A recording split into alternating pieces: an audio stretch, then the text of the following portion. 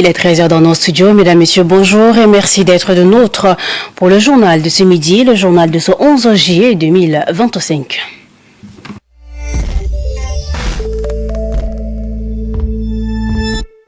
Le président de la République, le maréchal Mahamad Idriss Déby Itno, a donc entamé depuis quelques mois une série de visites inopinées dans diverses institutions publiques. Ces apparitions spontanées, largement relayées sur les réseaux sociaux et dans les médias, alimentent encore les débats, les spéculations et les critiques au sein de l'opinion nationale. Si elles traduisent une volonté de proximité et de contrôle, leur impact réel sur le gouvernement soulève des interrogations de fond. On en parle avec Madissem Alphonsine. En l'espace de quelques semaines, le chef de l'État s'est rendu tour à tour à la raffinerie de Djarmaya, au canal de drainage de Ndjari, au siège de la Caisse nationale des retraités du Tchad, ou encore dans les locaux de l'Institut de recherche en élevage pour le développement à Farsha. Ces visites qualifiées d'imprévues ont été saluées par une frange de la population qui y voit un signe d'engagement personnel et de vigilance présidentielle face à la machine administrative. Mais au-delà de l'effet d'image, plusieurs analystes s'interrogent. Ces descentes présidentielles sont-elles porteuses de réformes structurelles ou relèvent-elles d'une stratégie de communication bien huilée? Dans plusieurs cas, ces visites ont mis à nu le dysfonctionnement chronique de certains services publics, absence de personnel, abandon de chantier, mauvaise gestion des ressources. Or, en l'absence de sanctions visibles ou de mesures correctives concrètes, ces constats finissent par se diluer dans l'oubli, renforçant le sceptisme d'une population en quête des résultats tangibles. Par ailleurs, le caractère inopiné de ces visites est parfois remis en cause. Des services semblent être informés à l'avance des dispositifs de sécurité déployés en amont et les médias parfois déjà sur place. Ce qui donne à ces descentes des allures de mise en scène. La spontanéité tant vantée perd alors de sa crédibilité. Pour l'opposant Max Kemkoy, qui s'est exprimé sur sa page Facebook, ces descentes présidentielles, aussi spectaculaires soient-elles, n'entrent dans aucune prérogative institutionnelle du chef de l'État. Elle relève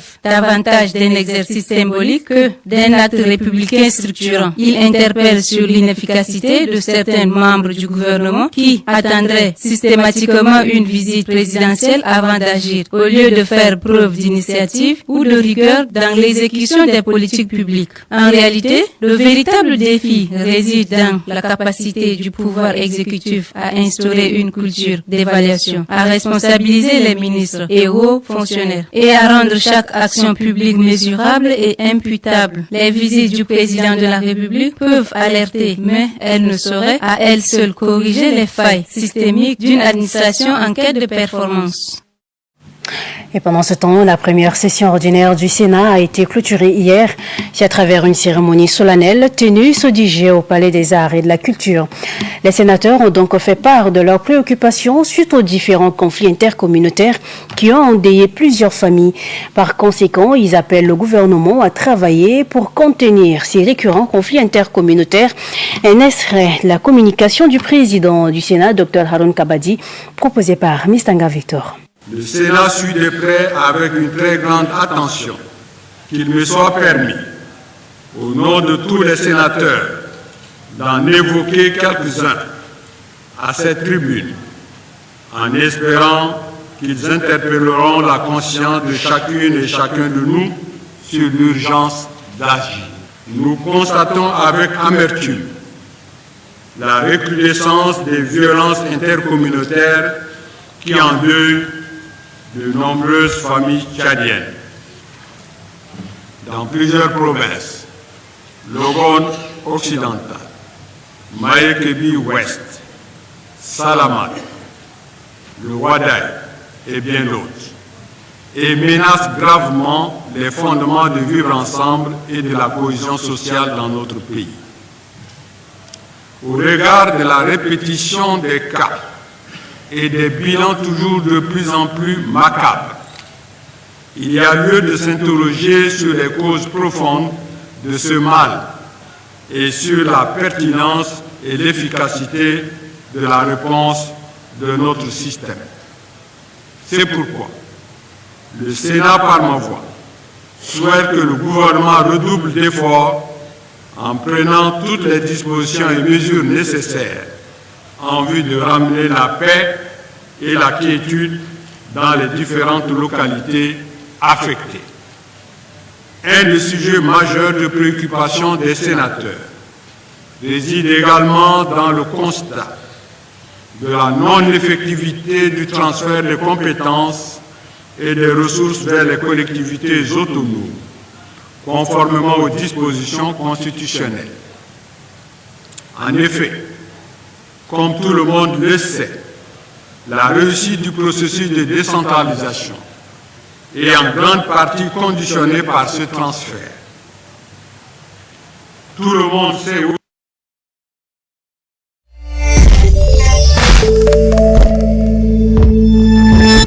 en société, chaque année, des milliers de jeunes Tchadiens décrochent des diplômes dans divers domaines, nourrissant l'espoir légitime d'accéder au marché de l'emploi. Pourtant, la majorité d'entre eux se heurtent à une réalité amère, qui est donc le chômage massif, persistant et de plus en plus préoccupant.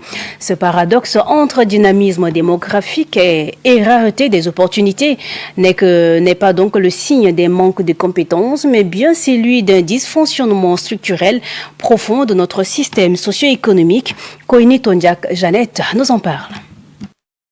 Le Tchad dispose pourtant d'un immense potentiel agricole, encore largement sous-exploité. Des terres fertiles, des bassins fluviaux, un climat favorable à certaines cultures. Autant de richesses naturelles qui pourraient constituer les fondements d'un modèle économique. Renouvelé, centré sur l'entrepreneuriat et la valorisation des métiers ruraux. Mais cette reconversion exige une volonté politique affirmée et des investissements ciblés. Elle suppose notamment l'adoption d'un plan national de développement agricole, la création d'un fonds souverain dédié, la mise en place d'une banque agricole avec des taux préférentiels, l'octroi de subventions aux jeunes agripreneurs ainsi qu'à la mécanisation et la professionnalisation du secteur. Des efforts ont certes été entrepris ces dernières années à travers des structures telles que l'ONAPE qui soutient la formation professionnelle et le taux emploi. Des programmes de financement et d'accompagnement des jeunes entrepreneurs existent, mais leur portée demeure limitée. Ils ne répondent qu'à une infime partie des besoins. La grande majorité des jeunes restent en marge sans accompagnement, sans débouché, parfois livrés à l'informel ou contraints à l'exode. Il est donc urgent de repenser notre modèle économique en plaçant la jeunesse au cœur des politiques de développement. Cela implique non seulement une diversification des secteurs pourvoyeurs d'emplois, agriculture, énergie et numérique, mais également une réforme des systèmes de formation afin de mieux les adapter aux réalités du marché. Il est enfin crucial d'opérer un changement de mentalité, revaloriser les métiers mensuels, briser la stigmatisation des filières techniques et promouvoir une culture de l'innovation et de la résilience chez les jeunes. Le chômage n'est pas une fatalité. Avec une vision claire, des politiques cohérentes et une gouvernance responsable, le Tchad peut transformer cette crise en une opportunité historique pour bâtir une nation plus forte, plus inclusive et résolument tournée vers l'avenir. Jeannette, d'un constat à un autre, l'évolution des temps, malgré l'évolution des temps, certaines pratiques et réactions peinent toujours à s'imposer ou sinon à avoir donc leur place dans la société. À l'exemple, la prise de parole des femmes dans les assemblées, la division de genre dans certaines familles. Ce qui surprend le plus, c'est donc la question sur l'éducation sexuelle qui est considérée comme un tabou. Dikilembay Ariel Tayo nous en parle avec le récit de Rome de Lemsengar Garmadine.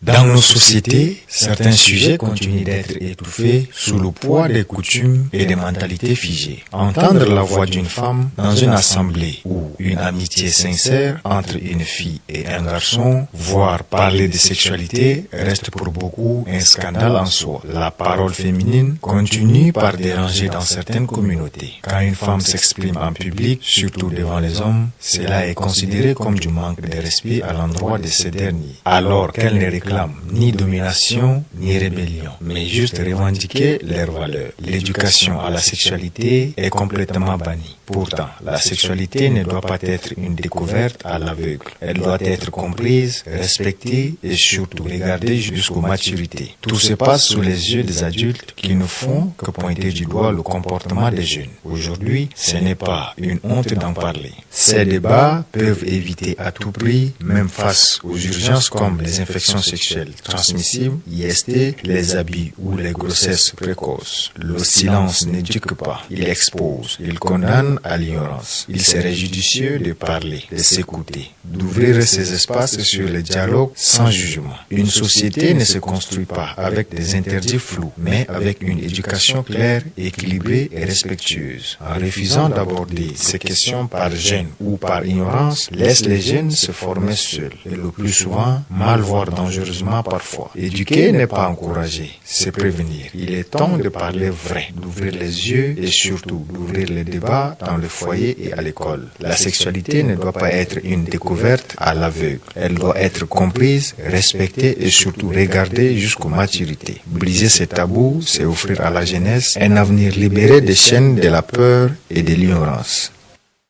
Briser les tabous, certes, est une chose, mais aussi sauver des vies des mères s'avère aussi nécessaire. L'on constate ici à N'Djamena qu'il est fréquent de voir les femmes ou sinon les mamans porter leur bébé au dos tout en conduisant des engins à 2 roues. Cette pratique récurrente n'est pas sans conséquences, non seulement sur la vie de l'enfant, mais également celle de la maman. Yaki Lydia a donc fait le constat. C'est une pratique à la peau dure qui s'observe quotidiennement à N'Djamena. Le port des enfants au dos pendant la circulation, c'est de ça qu'il s'agit. Elles sont nombreuses, les femmes qui portent leurs nourrissons au dos à bord de motos pour se rendre à leur lieu de service, au marché ou à des différentes occupations. Bien que l'enfant au dos soit protégé par sa maman avec un pain, le risque de voir le pain se défaire est grand. Dans une capitale avec un taux de démographie en perpétuelle croissance, mais sans infrastructure routière aux normes, la vie des citoyens est mis mal à l'aise. Cette pratique met en danger 2 vies, celle de la maman et de l'enfant qu'elle porte. Les routes de N'Djamena, souvent poussiéreuses et non pavées, comportent un risque de contamination pour les jeunes enfants vulnérables aux maladies respiratoires. La combinaison de la circulation dense et les motos roulant à grande vitesse accroît les risques d'accident. De nombreux parents sont conscients de ces dangers, mais les options de transport alternatives sont limitées, rendant cette pratique toujours plus courante. Cette pratique des femmes à N'Djamena illustre à quel point la sécurité et le bien-être des enfants peuvent être compromis par des moyens de transport limités. Une prise de conscience collective associée à des efforts des autorités pour améliorer les infrastructures et la sécurité routière pourrait transformer cette situation. Il est plus qu'urgent pour les autorités de s'y pencher afin de limiter les accidents de circulation dans la ville de N'Djamena. Quant aux parents, il est impératif de prendre une conscience afin de remédier à cette situation.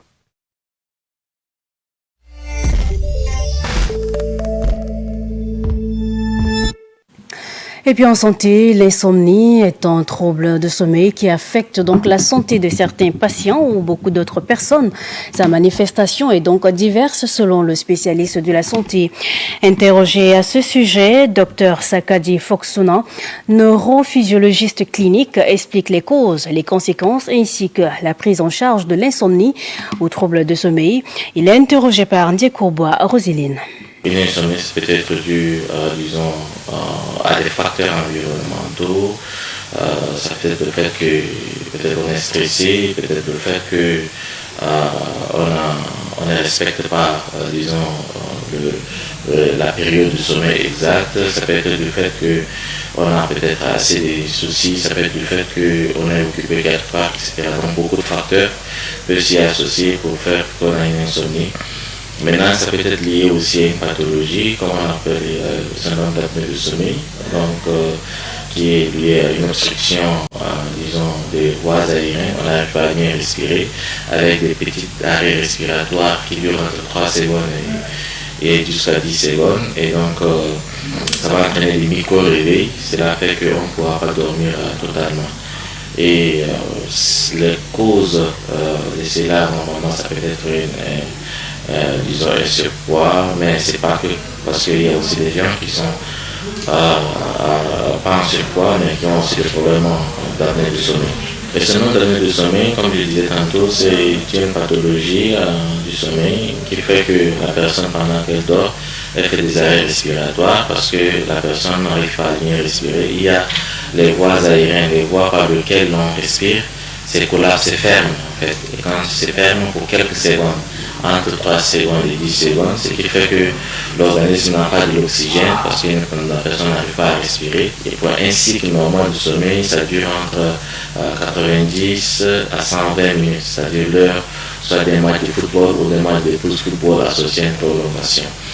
Et maintenant, pendant ce temps, vous avez le sommeil lent qui est séparé en 3, le stade 1 qui est l'endormissement, le stade 2 qui permet de passer de l'endormissement au sommeil profond au stade 3, et ça permet de retenir ou d'encoder les informations que vous avez reçues de la journée et aussi permettre une régénération, disons, de l'organisme. Et le stade 4 qui est le syndrome paradoxal, ça permet de consolider ce que vous avez appris et donc permettre aussi à l'organisme de se reposer. Donc si on n'atteint pas ce stade, on n'a pas un bon sommeil. Donc il faut ce stade-là, et pour avoir un sommeil total sur toute la nuit, il faut 4 à 6 fois ce stade pour avoir un très bon sommeil. Et puis c'est tout pour ce journal, ce 13h préparé par l'ensemble de l'équipe de la rédaction. Merci à vous de l'avoir suivi.